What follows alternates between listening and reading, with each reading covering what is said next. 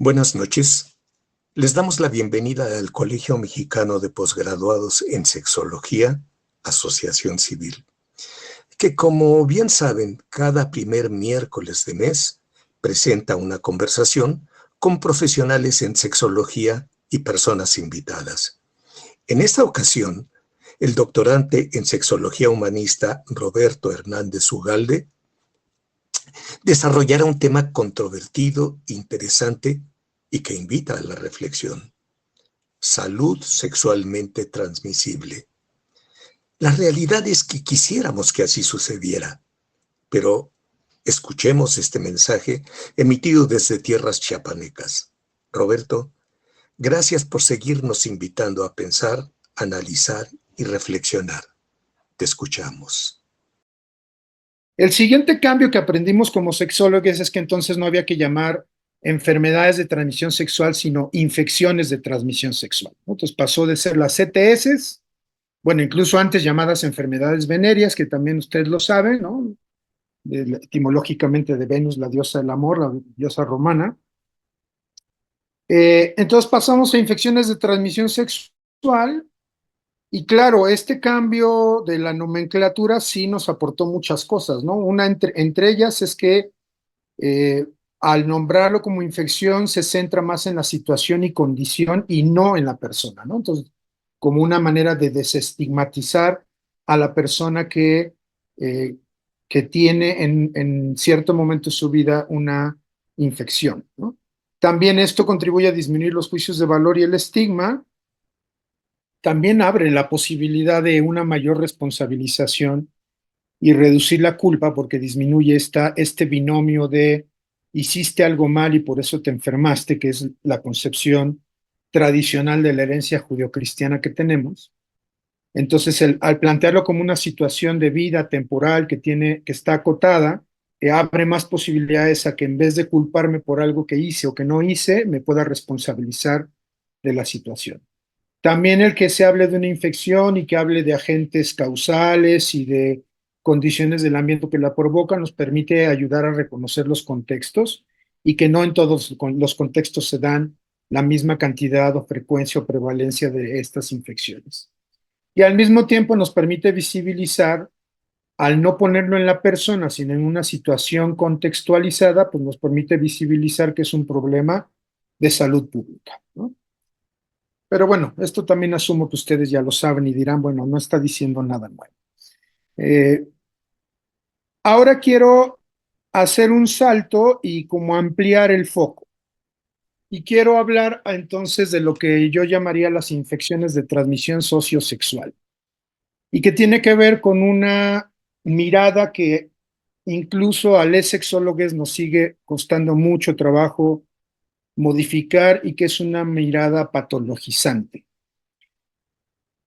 Sabemos que los primeros sexólogos, sexólogas, en su mayoría hombres, eran médicos, muchos de ellos médicos psiquiatras, y que mucho del modelo de la sexología que sigue prevaleciendo hasta la fecha es desde un enfoque biomédico, desde un paradigma o desde un modelo de la medicina hegemónica alopática patriarcal.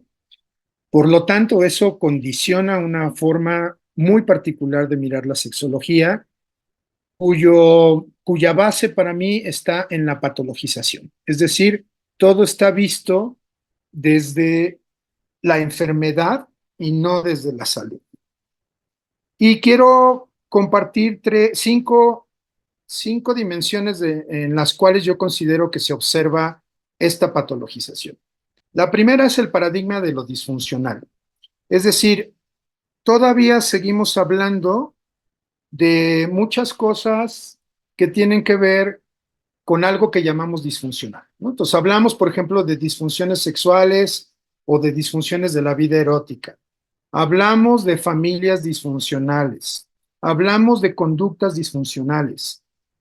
Hablamos de relaciones disfuncionales. Ahora está de moda el término de las relaciones tóxicas, ¿no?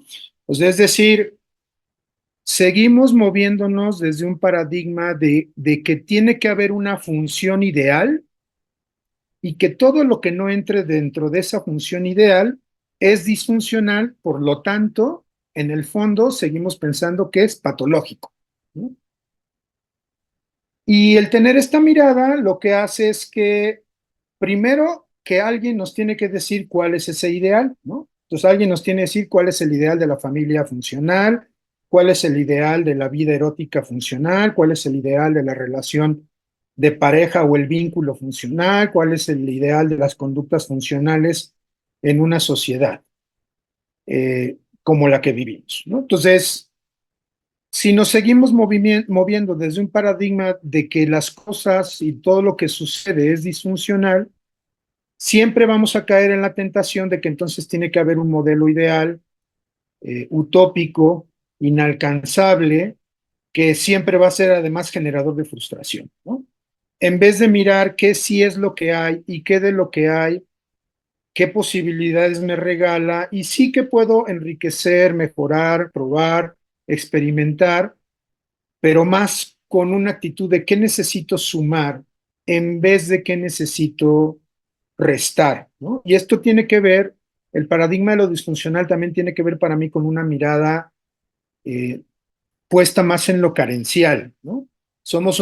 Para mí somos una sociedad, sobre todo la mexicana, también fruto de la herencia judío-cristiana, donde todo tiene que pasar por la carencia, por el sufrimiento, eh, lo placentero no es gratuito y si algo nos va bien en la vida, estamos esperando a qué hora va a venir el ramalazo, porque siempre estamos en esta carencia, ¿no?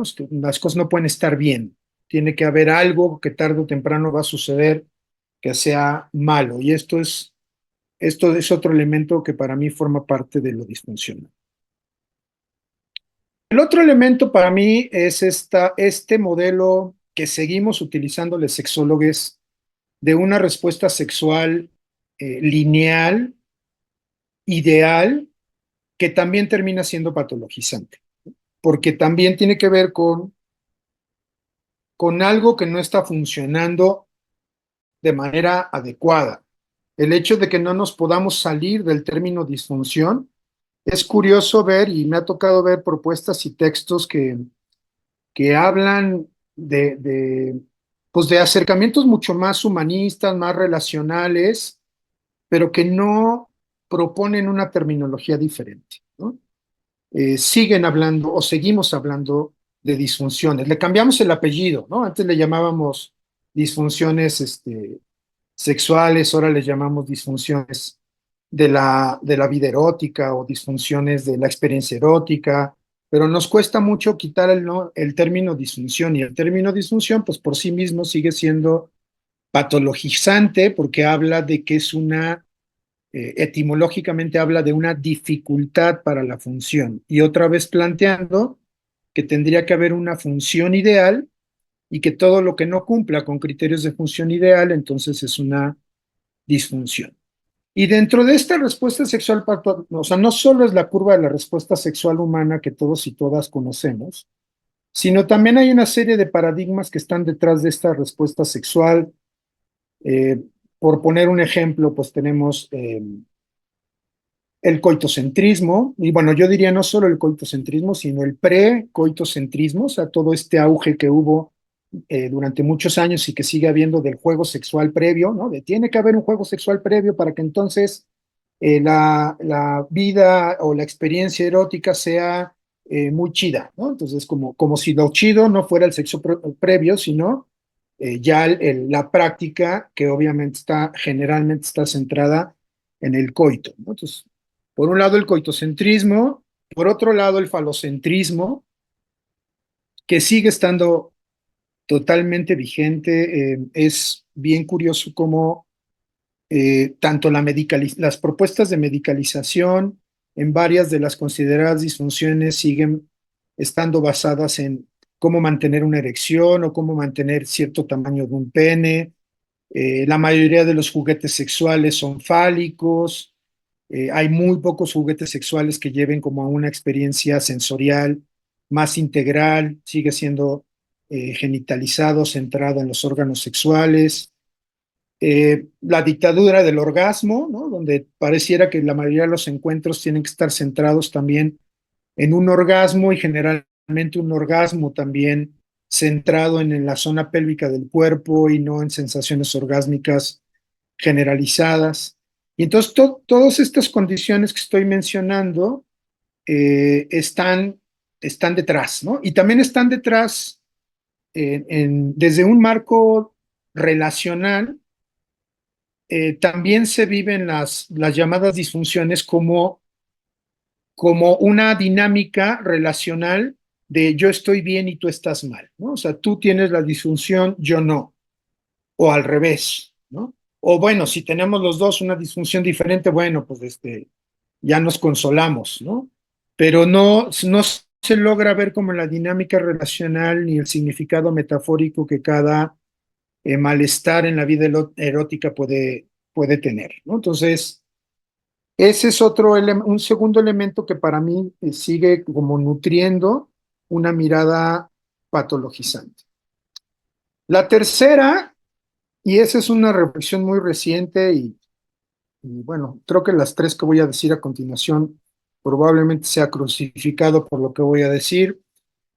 La tercera, para mí, en mi experiencia acompañando personas y también en mi experiencia personal, me parece que está habiendo una romantización de las no monogamias y de las diversidades sexogenéricas. Y quiero ejemplificar esto primero con una romantización en otro sentido.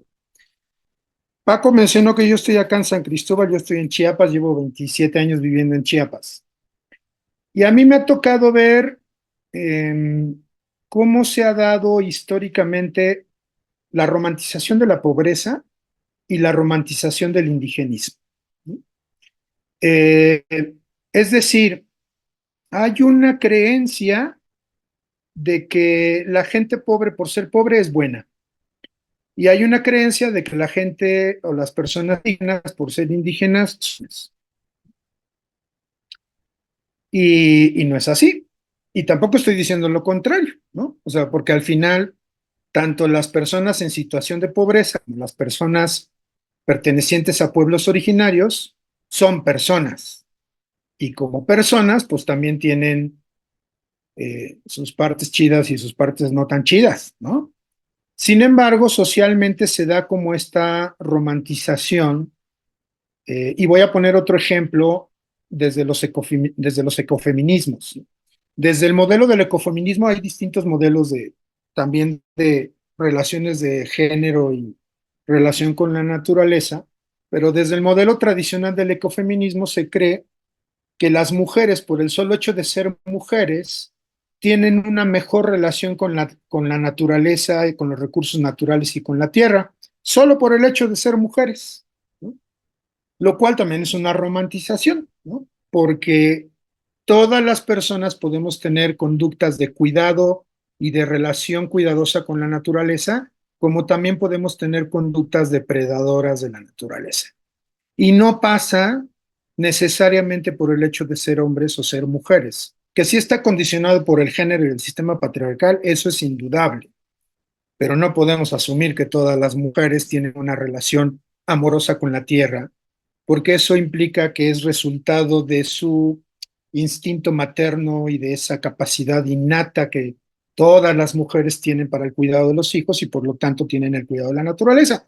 Y sabemos que eso es una construcción cultural.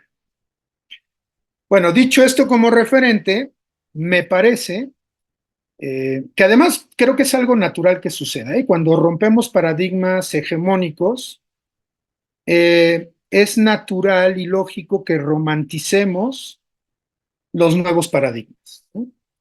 Y me parece que ahorita lo que está sucediendo es que está habiendo una romantización de las no monogamias.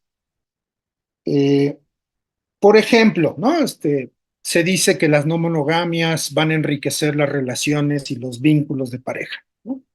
Y se pone así como, pues eso, como un dogma, lo cual puede ser cierto y lo cual puede ser totalmente falso, ¿no? Se dice que las no monogamias permiten unas relaciones más abiertas, de mayor comunicación, este, de, de aprender a negociar, lo cual también es cierto. Solo que se nos olvida que en un sistema donde lo que predomina son las relaciones de poder, pues muchas no monogamias son utilizadas para ejercer el poder y para hacer lo que yo quiero hacer para mi beneficio sin importar lo que le suceda a la otra o a las otras personas.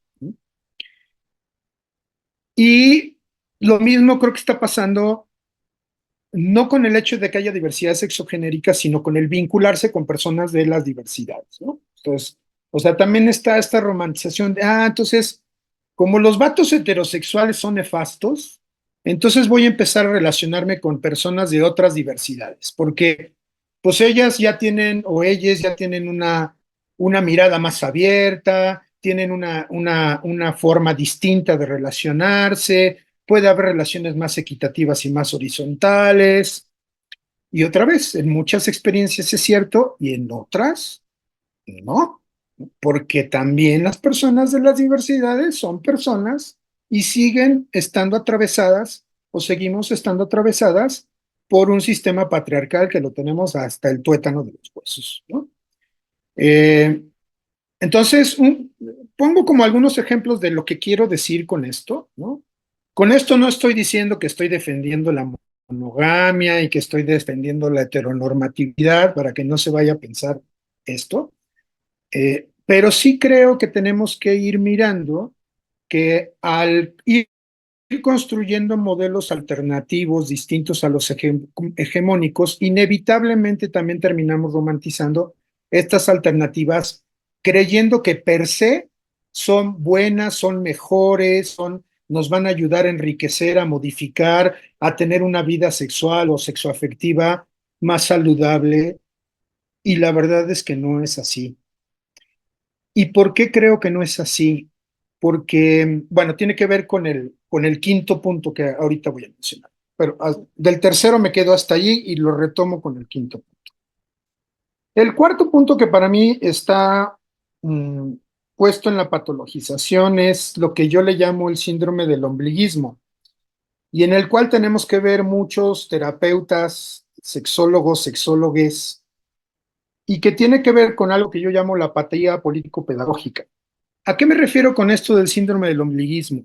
Me parece que hemos caído, o sea, como estamos en la época posmoderna, donde la época posmoderna, uno de los paradigmas de la época posmoderna es de, ahora lo que importa soy yo, ahora lo que importa son mis necesidades, ahora lo que importa es lo que yo siento, ahora lo que importa es que yo me dé cuenta de mis opresiones, ahora lo que importa es que yo me libere de mis relaciones tóxicas. O sea, estamos como el yo, ¿no? Y me parece que estamos fomentando que las personas solo se miren al ombligo, sin darme cuenta que que en las decisiones que voy tomando solo mirándome al ombligo, también tiene impacto en en distintas relaciones que tengo, también tiene impacto en la sociedad y en la manera como me vinculo con otros actores, actoras de la sociedad. Y a veces no me doy cuenta nada de eso porque el paradigma ahora es lo que importa soy yo y lo que importa es lo que yo quiero y lo que importa es lo que a mí me pasa. Y entonces si tengo que mandar a la chingada a quien tenga que mandar a la chingada, pues lo mando sin importar las consecuencias. Entonces me parece que estamos como en un paradigma como del otro lado del péndulo. Y voy a agregar un elemento más del síndrome del ombliguismo y tiene que ver con la pues con el modelo de sociedad que nos están vendiendo, ¿no? El modelo de sociedad que nos están vendiendo tiene que ver con lo que importa eres tú, lo que importa es lo que tú vistas, lo que importa es lo que tú tengas, lo que importa es el estatus al que llegues, lo que importa es el éxito profesional que tú tengas y no importa si tienes que pasar encima de quien tengas que pasar.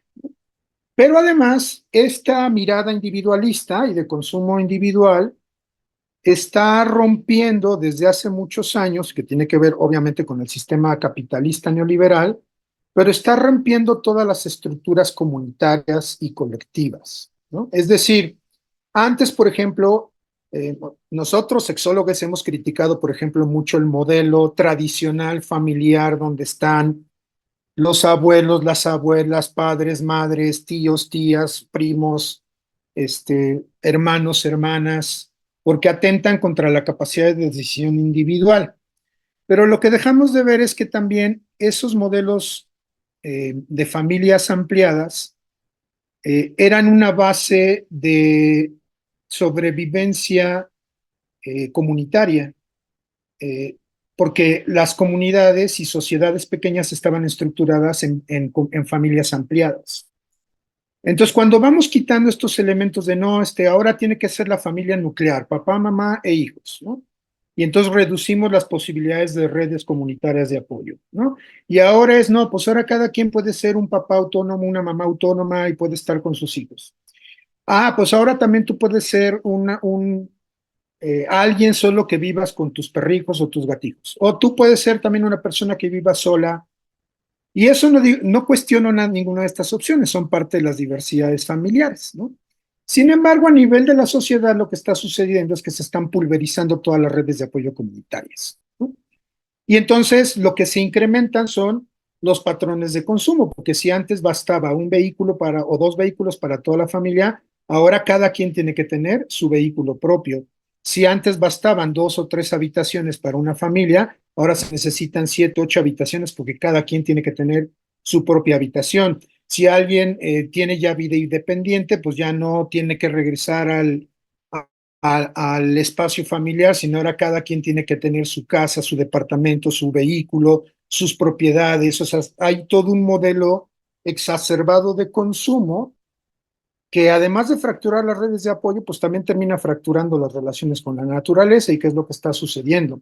Y todo esto para mí es parte de esta mirada ombliguista y que obviamente como resultado nos da una apatía político-pedagógica, es decir, se nos olvida a los sexólogos que también las personas tienen y tenemos que reflexionar cuál es la implicancia político-pedagógica, es decir, cuando hablo de pedagógica no tiene que ver solo de qué enseño y cómo enseño, sino también de cómo construimos relaciones de aprendizaje mutuo y compartido en un sistema más comunitario, más de...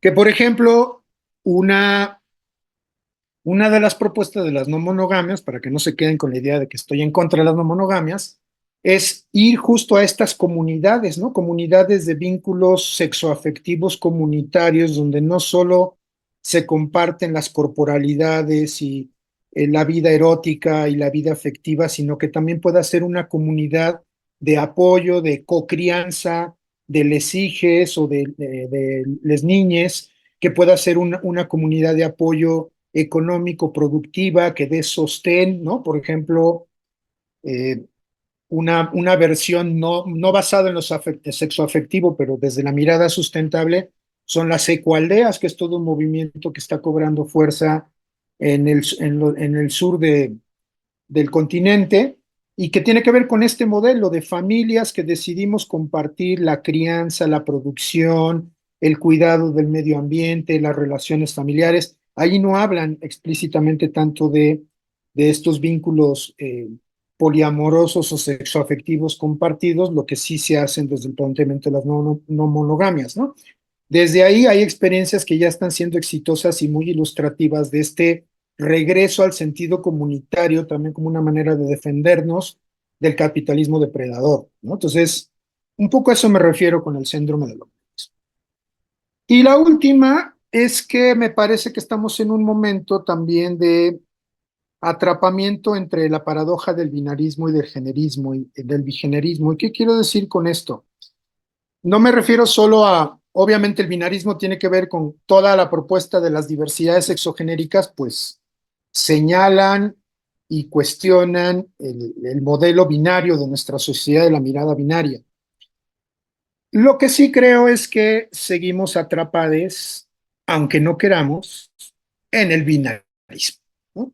Y entonces, por ejemplo, el que yo diga que yo soy no binario, automáticamente me pone en un marco binario, porque para yo decir que soy no binario, tiene que haber alguien que es binario.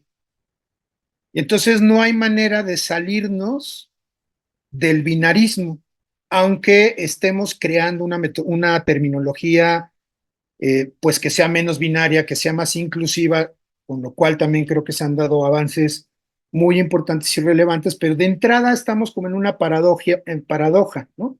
El decir, yo soy de las diversidades sexuales, yo soy del movimiento LGBT, ta, ta, ta, ta, ta, ta, ta, automáticamente me pone en que tiene que haber otro polo del binarismo de alguien que no está dentro de ese movimiento, ¿no? Entonces, cada vez que nos ponemos una etiqueta, y también creo que por eso siguen apareciendo cada vez más nombres y etiquetas, pero cada vez que ponemos una etiqueta, inevitablemente, por definición propia, para que esa etiqueta tenga validez, tiene que haber una etiqueta del polo opuesto.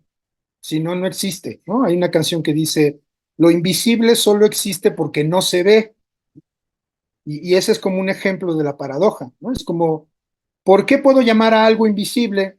Pues porque no se ve, ¿no? Entonces, una polaridad de lo que se ve y lo que no se ve, pero lo que no se ve me permite nombrar lo que se ve y lo que se ve me permite nombrar lo que no se ve. O sea, no hay manera de, en el lenguaje que tenemos y en el marco de referencia que tenemos, no hay manera de salirnos del binarismo. Y entonces eso nos sigue pasando en todo nuestro ejercicio sexológico. Si alguien nos comparte una condición, inevitablemente hay una condición opuesta, lo voy a poner entre comillas, que es lo que va generando el malestar y la inconformidad y la disconformidad y la dificultad para negociar, ¿no? Yo quiero A, tú quieres B, y desde ahí tenemos que aprender a negociar. Y la negociación es sobre los polos. Sí, podemos encontrar un punto intermedio, pero al final seguimos en un binarismo que no podemos salirnos de él. Y el otro, bueno, también puse bigenerismo porque creo que también, eh, pues todos los movimientos feministas y todos los planteamientos de género que han ido ayudando a transformar muchas realidades, que sigue todavía, pues siendo muy difícil superar muchas realidades de opresión que son evidentes. eh, y sobre eso no me quiero referir, o sea, no quiero referirme como a estas realidades que siguen siendo crudas, donde sigue habiendo feminicidios, invisibilización del trabajo de la mujer, explotación de la mujer, de sus cuerpos, de sus estereotipos, inequidad en los roles, el techo de cristal, las mejores condiciones laborales para los hombres que para las mujeres, o sea, todo eso sigue existiendo y es parte de la lucha. En donde yo quiero centrarme y es donde yo siento que está atrapado, estamos atrapados, es en estos esfuerzos que estamos intentando generar por construir relaciones más equitativas. Y ahí creo que es donde estamos atrapados, porque seguimos cayendo en un binarismo donde, pues, los hombres, que somos ejemplares del patriarcado, seguimos teniendo una serie de conductas y formas de relacionarnos en muchos sentidos pues muy por detrás de la evolución reflexiva y de empoderamiento de las mujeres, con lo cual también estoy de acuerdo, pero sí creo que nos está costando también salirnos de la lectura de que habemos hombres, mujeres y otras personas de otros géneros que estamos intentando construir relaciones distintas, pero como no tenemos otro referente que no sea el binario y el bigenérico y el sistema patriarcal que nos atraviesa, seguimos leyendo y construyendo exigencias hacia hombres y hacia mujeres, pues desde los mismos mandatos de género, ¿no? Quiero poner un ejemplo de esto. A los hombres se nos exige que tenemos que ser más emocionales, tenemos que mostrar más nuestra vulnerabilidad, que somos muy güeyes para reconocer lo que sentimos, que somos analfabetas emocionales, y estoy de acuerdo, ¿no? Solo que cuando empezamos a hacerlo, mm, también hay una expectativa de cómo tenemos que expresar nuestras emociones, ¿no? Y entonces tienen que ser expresadas desde un paradigma donde solo tiene que ser desde la ternura, solo tiene que ser desde la suavidad, solo tiene que ser desde mostrarnos vulnerables, ¿no? Entonces, si lloro y me muestro vulnerable, soy bienvenido. Entre comillas, si muestro mi enojo, no desde la violencia y desde un ejercicio de poder que es distinto, pero si muestro mi enojo, entonces ya me vuelvo otra vez un ejemplar del patriarcado que no puede regular sus emociones y que está ejerciendo su agresividad, además con el respaldo del sistema, ¿no? Ese es como un ejemplo de un lado.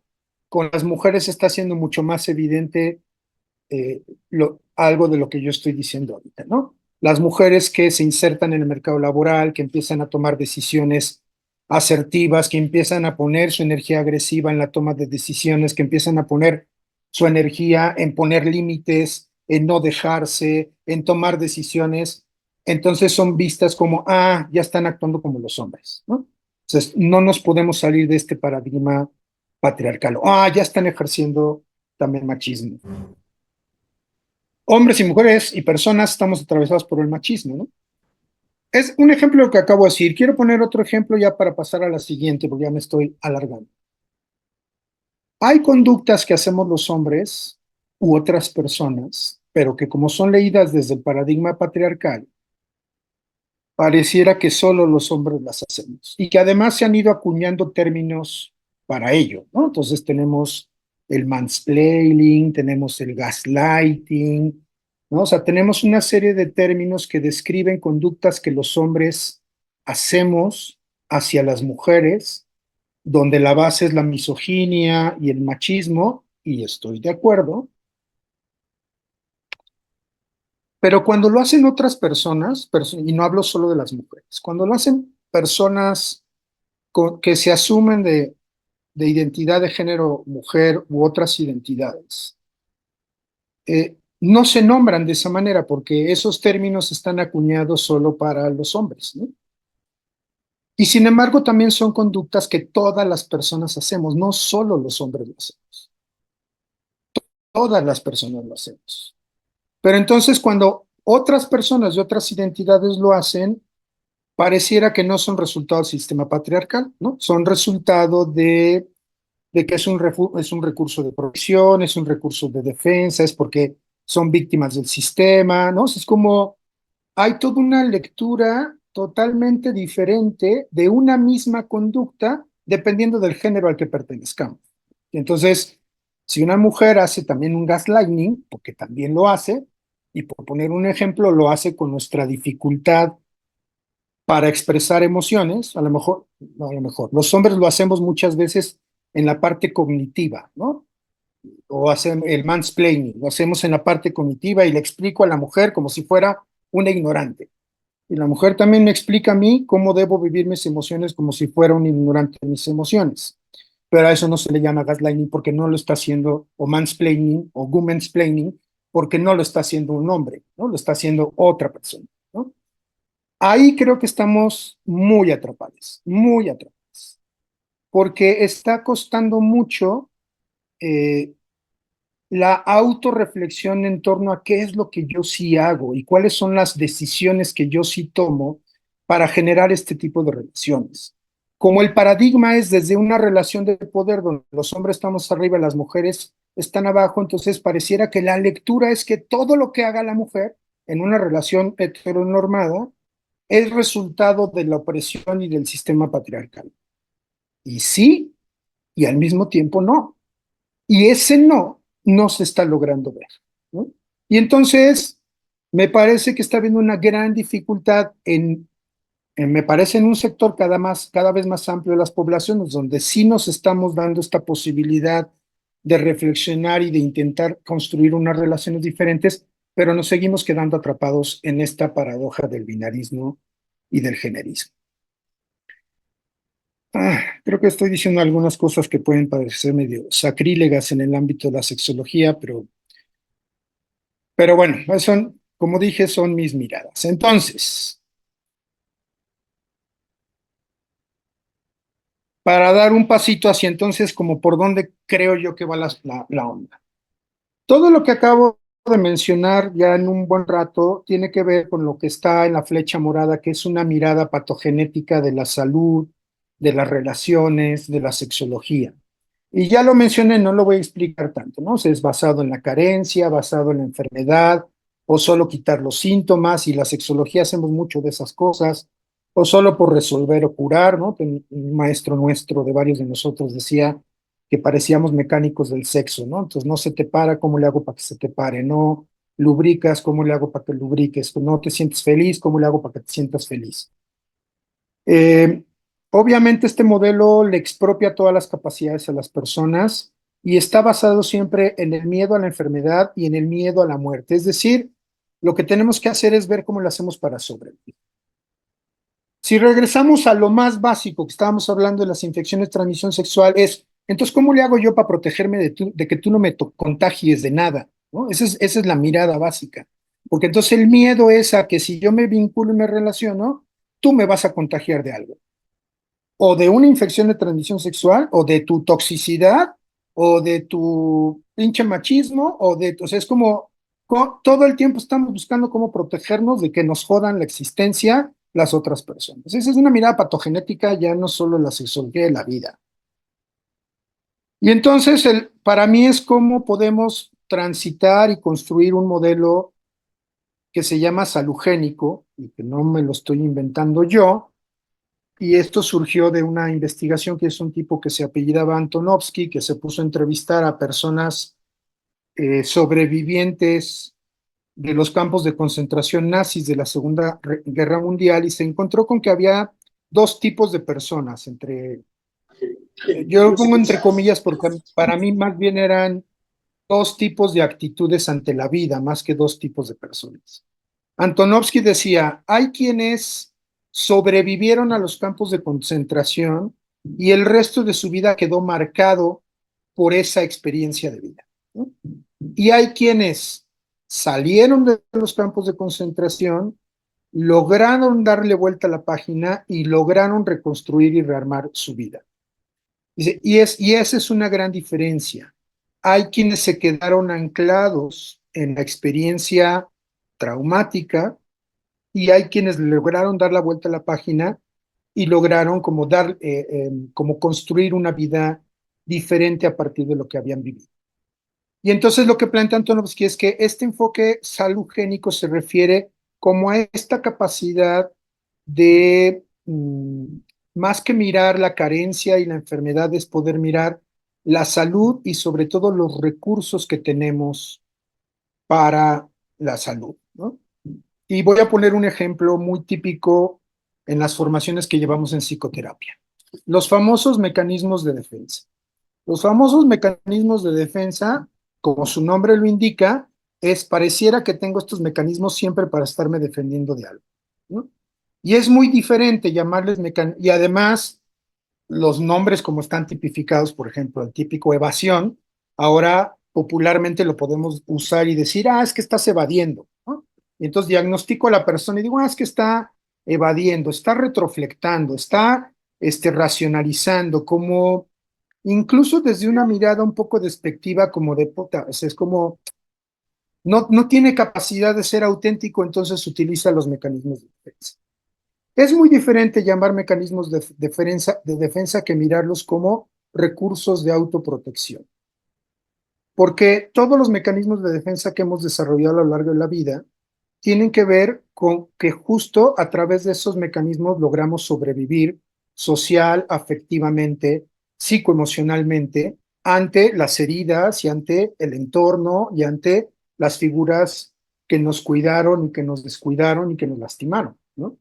Entonces, el solo cambio de decir recurso de protección o recurso de autocuidado a mecanismos de defensa marca una notable diferencia en cómo voy a mirar a la persona. No solo es cambiar el término, es una persona que ha desarrollado recursos de protección, que tal vez esos recursos hoy en día ya no le estén ayudando como le ayudaron en su momento, y lo que necesita no es quitar esos mecanismos, porque luego lo que nos enseñan es cómo desestructuramos esos mecanismos de defensa. Y es cómo le voy a quitar a una persona algo que le ayudó para vivir y sobrevivir durante la mayor parte de su vida. Es más bien cómo aprende cuando le llamamos recursos. Mecanismos de defensa además tiene un sesgo de inconsciencia, ¿no? Hablar de recursos de protección implica el uso consciente de ese recurso para saber cuándo lo puedo usar para protegerme y cuándo ya no me es necesario usarlo y puedo usar otro recurso o incluso hay momentos y experiencias donde no tengo que poner ningún recurso de autoprotección porque puedo estar generando un espacio donde puedo mostrarme y vivirme tal como soy, ¿no? Es un ejemplo a nivel psicoterapéutico lo que estoy diciendo. Entonces, el enfoque salugénico está basado en recursos propios, y aquí viene un elemento que va contra el síndrome del ombliguismo que mencioné hace rato. No solo es la construcción de recursos propios, sino también la co-construcción de recursos. La co-construcción de recursos en un vínculo, la co-construcción de recursos en una red de apoyo, la co-construcción de recursos en un ámbito familiar o en un ámbito social o en la familia que yo he elegido. La salud integral no solo es una salud vista en el individuo. La definición tradicional de la OMS está puesta en la persona. El estado total de bienestar a nivel físico, biológico, psicológico y mental, y no solo la ausencia de la enfermedad. Es una definición puesta en la persona, y la salud y la enfermedad no son atributos de la persona, es algo que está totalmente dimensionado, construido o descuidado desde una mirada colectiva.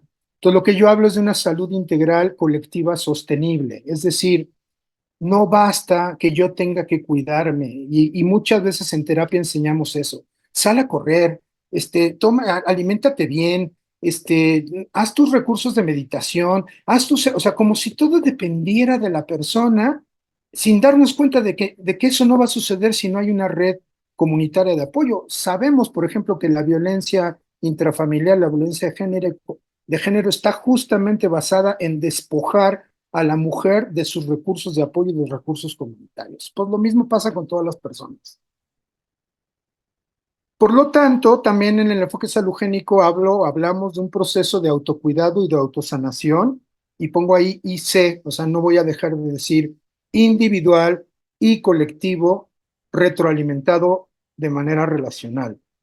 Hablamos también de la apropiación de las capacidades. El modelo hegemónico médico lo que hace es, tú vienes, y lo digo pues porque yo me formé en la medicina, tú vienes a mí como médico, yo con trabajos te doy tu diagnóstico, te digo lo que tienes que tomar, pero nunca hablo de cuáles son los recursos, o no te pregunto ni exploro cuáles son los recursos con los que tú ya cuentas para procurar tu propia sanación y tu propia autocuración. Recursos individuales y recursos colectivos. Y entonces te doy la pastillita, eh, esperando que se te quiten los síntomas y sabiendo que, como parte del negocio, pues cuando te vuelvas a enfermar de otra cosa, pues vas a regresar conmigo otra vez a pagar tu consulta y a comprar tu medicamento, y seguimos retroalimentando el ciclo capitalista del negocio de los medicamentos y de la salud, ¿no? Entonces, aquí se trata de cómo favorecemos la apropiación de las capacidades, tanto a nivel individual como colectiva. Y otro cambio de paradigma es, en vez de cómo le hago todo el tiempo estando en el miedo a la enfermedad y a la muerte y a que tú me contagies, es cómo trabajamos más por un placer por la vida para que yo me haga y nos hagamos responsables, corresponsables de la misma vida que estamos construyendo, ¿no? Entonces, como pueden ver, sí es una mirada bastante distinta, que cuesta, porque tenemos el modelo patogenético, patologizante también metido hasta los huesos.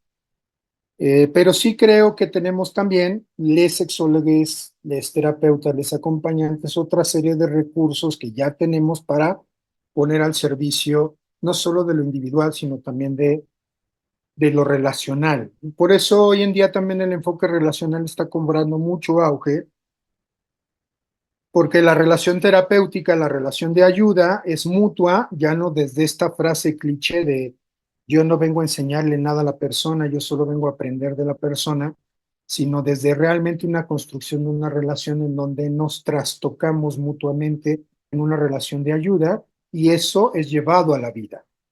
No es que te enseño o que te ayudo a que te desarrolles de manera individual, sino qué sucede en nuestra relación, que eso tú lo puedes llevar a tus otras relaciones en tu vida, y para mí es donde está lo poderoso de las relaciones de ayuda, sean en terapia, en sexoterapia, educativas, etcétera, ¿no? Por lo tanto, para mí hay una triada fundamental en el enfoque salugénico, y para mí el enfoque salugénico implica el acceso a no solo información, y eso también ya lo tenemos visto. Antes decíamos que la gente no usaba el condón porque no tenía acceso al condón y no tenía acceso a la información y no tenía el acceso a la información sobre su cuerpo. Hoy hay un chingo de información, alguna distorsionada, es cierto, pero hay mucho acceso a información, hay acceso libre a los condones y de todos modos siguen sin usarse. Entonces, cuando yo hablo de una información situada, no hablo solo de una información de, ahí está la información, sino tiene que ser una información reflexionada, dialogada, conversada, adecuada al contexto donde están las personas, porque solo de esa manera la información va a tener un significado, es decir, la información tiene que ser no solo digerible, porque eso nos dijeron a los educadores de que teníamos que dar información digerible a las personas. La información tiene que ser digerida. Si no es digerida, no es apropiada. El proceso de digestión natural en nuestro cuerpo lo que hace es filtrar qué me sirve y qué no me sirve y con qué me quedo. Con la información es exactamente lo mismo. Necesito filtrar qué me sirve, qué no me sirve y con qué me quedo. Y eso implica una reflexión, un diálogo, porque solito no lo puedo hacer. También tengo que contrastar mi experiencia con otras personas. El segundo elemento es la construcción de recursos por personales y colectivos. Uno que se habla mucho es la negociación, ¿no? La capacidad de negociación para el sexo seguro, el sexo protegido, etcétera, etcétera. Pero ya hemos visto que no solo es para eso. O sea, yo en negociar el uso del condón, pues pasa también por las relaciones de género, por las relaciones de poder, por todas estas creencias de el coitocentrismo, el falocentrismo, todo esto que ya mencioné hace rato. Entonces, la construcción de recursos personales y colectivos tiene que ir encaminadas hacia cómo tengo recursos para tener una reflexión más consciente y una autorregulación, pero no yo solito, sino justo en conversación y en diálogo con otras personas para el tercer elemento que es la toma de decisiones. Y la toma de decisiones yo le llamaría éticas, consensuadas y equitativas. Éticas me lleva a la dimensión personal y consensuadas y equitativas me lleva a la dimensión relacional y social. Y pongo los tres atributos porque justo tiene que ver con el síndrome del ombliguismo. Hoy se habla mucho de la toma de decisiones éticas, ¿no? En las no monogamias, la mayoría de los textos de las no monogamias hablan de eso, de hay que tener decisiones éticas, hay que tomar decisiones consensuadas. Solo que no se está hablando de los ejercicios de poder que siguen trastocando a estas decisiones que creemos que son consensuadas y que creemos que son equitativas. Por poner un ejemplo, yo puedo decir, vale, vamos a tener una relación libre, pero a lo mejor tú y yo tenemos hijos y a lo mejor por roles de género, pues tú te quedas a cuidar a los hijos y tú inviertes la mayor parte de tu tiempo en cuidar a los hijos. Entonces yo voy a tener mucho más tiempo libre para buscar otros vínculos y tú vas a tener mucho menos tiempo libre para buscar otros vínculos. Ahí ya hay una relación equitativa, aunque sea consensuada, y nos estamos perdiendo y me parece que no estamos visibilizando dónde está lo equitativo en esas decisiones aparentemente consensuadas que tenemos. Porque al final termino buscando lo que mejor a mí me conviene, porque el paradigma del ombliguismo dice primero tú, después tú y al final tú. Y lo que sucedan con los demás, pues hay que cada quien se rasque con sus pies, o con sus manos o con lo que pueda, ¿no? Entonces, para mí, otra vez, este recurso más de no solo importa lo ético, sino también lo consensuado, estoy de acuerdo, pero también revisar, y eso es lo que no estamos revisando, es cómo estamos llegando a esas decisiones que asumimos que son consensuadas. Si estamos en un sistema patriarcal donde la inequidad está de base, ¿no? Entonces, puse un ejemplo ahorita de los roles de género, pero puedo poner un ejemplo de, o sea, si nos centramos al tema de las interseccionalidades, ahí va a haber otro tema, ¿no? Ok, relación abierta, cada quien busca sus vínculos, pero resulta que tú tienes más varo que yo, tú vas a tener más posibilidades de gestionar otros espacios que yo, ¿no? O, ok, tenemos relaciones abiertas, pero tú cumples más el estereotipo de belleza que yo, o yo cumplo más el estereotipo de belleza que tú. Tú vas a tener muchas más otras oportunidades que las que yo puedo tener, ¿no? Y no digo que yo tenga que resolver eso con la persona, pero eso lo estamos invisibilizando bajo el paradigma de somos libres, cada quien puede buscar lo que pueda buscar con los recursos que tiene a la mano, pero resulta que en la construcción de las relaciones el acceso a los recursos son dispares, ¿no? Entonces, ahí es donde hablo de la romantización de las no monogamias. A eso me refiero, ¿eh? No cuestiono la opción. Lo que planteo es que todavía nos falta mucha reflexión y revisión acerca de los ejercicios de poder para construir estas otras miradas o estas otras propuestas ante los dogmas hegemónicos. Eh, Creo que de esto ya hablé la mayoría de las cosas, ¿no? La toma de decisiones atravesada por la expropiación de las corporalidades, la educación bancaria que lo dijo Paulo Freire en la educación popular desde los años 60, ¿no? Esta educación donde no me importa que pienses, solo que reproduzcas lo que yo digo, ¿no? Y entonces hoy en día, ¿cuál es el mejor ejemplo de la educación bancaria? Los memes, ¿no? Nos la pasamos reproduciendo y reposteando memes como si fueran verdades, ¿no? No tengo la capacidad de crear mi propio meme, ¿no? O sea, solo reposteo los que me parecieron maravillosos porque es la sabiduría de alguien más. Y, y como es una frase corta que además en 2 segundos se me va a olvidar y solo voy a ver cuántos likes me pusieron, pues no hay una capacidad reflexiva, ¿no?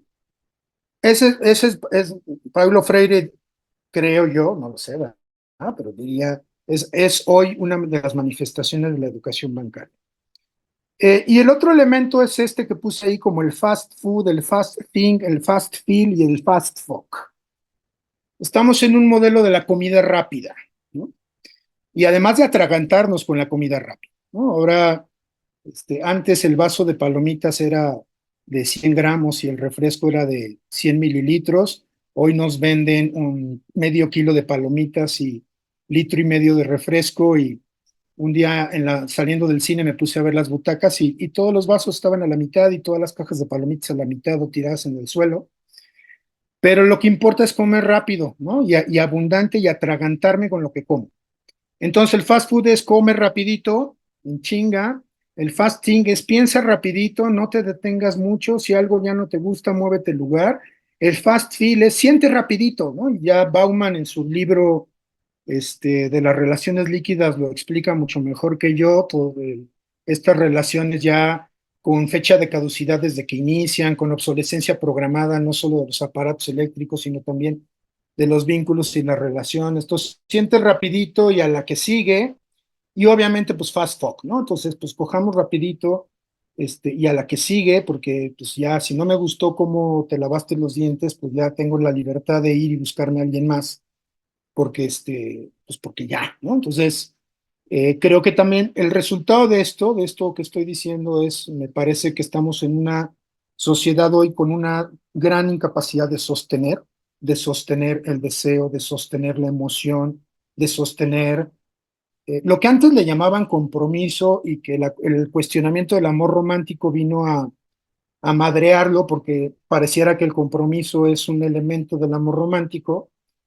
Yo no lo voy a llamar compromiso, pero sí lo llamo como una incapacidad que estamos teniendo las personas para sostenernos en la emoción, sostenernos en el deseo, sostenernos en un vínculo, sostenernos en el conflicto, sostenernos en la experiencia que estoy viviendo. Entonces, como ya puedo cambiarla, además puedo cambiarla con solo un clic, pues puedo hacerlo, ¿no? Entonces, no me estoy sosteniendo en lo que puedo, en lo que necesito, ¿no?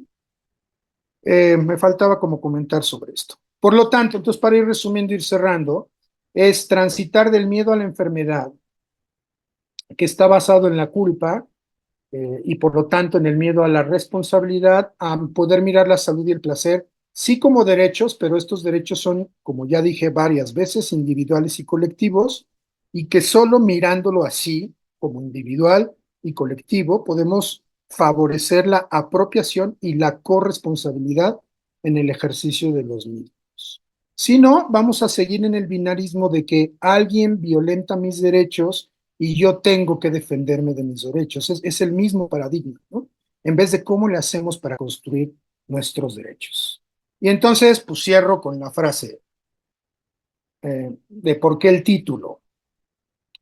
Y entonces digo, ¿por qué en vez de protegerme que me transmitas una infección, y pongo la infección entre comillas, porque ya no solo estoy hablando de una ITS, estoy hablando de todo esto que dije, me protejo de tu toxicidad, me protejo de tu machismo, me protejo de tu feminismo, me protejo de lo que sea, ¿no?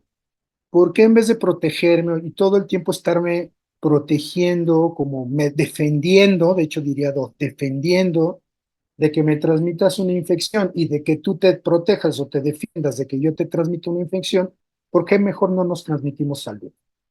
Y nos transmitimos salud tiene que ver con cómo le hacemos para yo cuidarme, tú cuidarte y cuidarnos. Y cuando hablo de esto, no hablo solo de tú y yo en una relación entre dos personas, sino estoy hablando de una responsabilidad individual y de una responsabilidad colectiva. Y ahí creo que tenemos mucha chamba de sexólogos porque creo que seguimos todavía en un paradigma bastante individualizante, con muy poca dimensión política y pedagógica y con muy poca mirada de lo colectivo, y que a veces solo miramos lo colectivo ayudándole a la persona a que se enfrente a un sistema, que está bien, y no lo estoy cuestionando, pero que tampoco estamos ayudando a que la persona mire cómo también las decisiones individuales trastocan a un sistema y una colectividad. Y tan tan. Muchas gracias, Roberto, por esta provocación. Creo que dejas vibrando y girando muchas ideas en nuestras cabezas. ¿Te quieres despedir para que tú cierres esto? Sí, sí, claro. Bueno, y sí confirmo de lo que preguntaron, la primera vez que yo leí este término de salud sexualmente transmisible fue en el libro de Sexualmente Irreverentes de Luis María Alera-Tucha, un brasileño. En el año del 93 sacó ese libro y fue la primera vez que lo leí, no le entendí mucho en ese Ujú, entonces, ya. este, eso es que ahora lo, lo retomo, ¿no? Y pues solo comentar que para quienes no escucharon la presentación, pues colaboró como director en el Instituto de Educación Superior en Desarrollo Humano Sustentable en San Cristóbal de las en San Cristóbal de las Casas, Chiapas, y conocido como la Universidad de Moshvikil, y tenemos un programa de maestría en sexología humanista y acompañamiento de grupos, y un programa de sexología humanista, que es una formación en psicoterapias humanistas y sexoterapia. Estamos por abrir grupo nuevo en la Ciudad de México de doctorado. Por aquí anda Rocío Jaramillo, que es la coordinadora de la sede, que seguramente también ya la conocen. Y si alguien tiene interés en conocer el programa y todo, pueden dirigirse con ella, por favor. Y también si quieren saber de la maestría, también a través de ella o conmigo.